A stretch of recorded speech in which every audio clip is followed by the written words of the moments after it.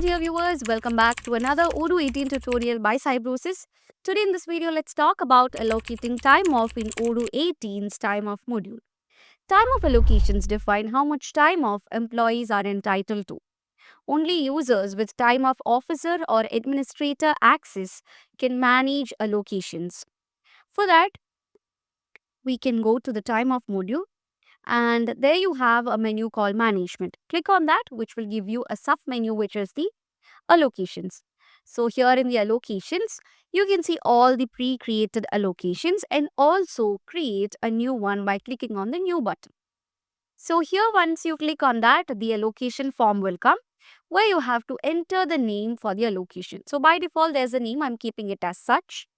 And then you have the time off type, which is a paid time off or any other time off. So it can be anything like the compensatory extra time off, parental leaves or anything. Okay. Then you have the allocation type where you have two options, which is regular allocation and actual allocation. So regular allocation is used for fixed time of allotments and the other one, which is actual, for time off that accumulates over time based on an actual plan. So if you're choosing actual allocation, then here you have to choose an actual plan. So I'm putting it back to regular allocation. Okay.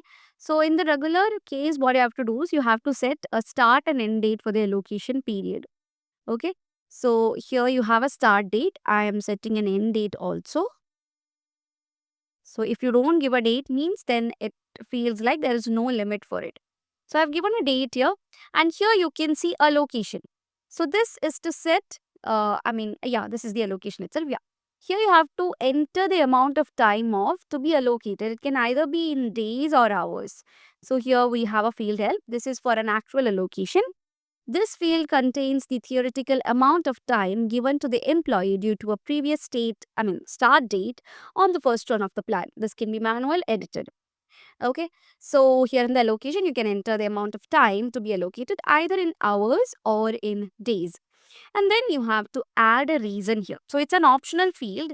So you can add an optional description for the allocation. Okay, so it's that simple. This is how a thing has been created. So once you create it, you can save it.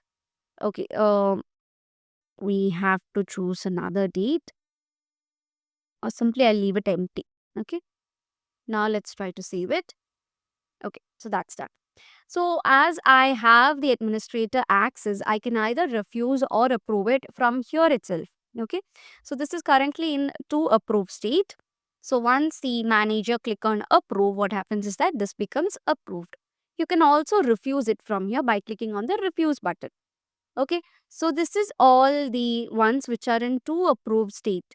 Okay, so if you remove this and this, you can see all the allocations. So this is the one which we created right now and it's in approved state. Now what if I want to create multiple allocation? What will you do? You can simply click on the gear icon over here and here it shows multiple request. Okay, so click on the multiple request. So obviously you have to name it, which is an allocation request, and you have mode. So there are 4 modes. One is by employee, which means you have to select individual employees. So if it's a company, means all employees coming under that specific company is selected. If it's department, then all employees in a specific department has been selected. And by employee tag means you have to select all the employees with a specific tag.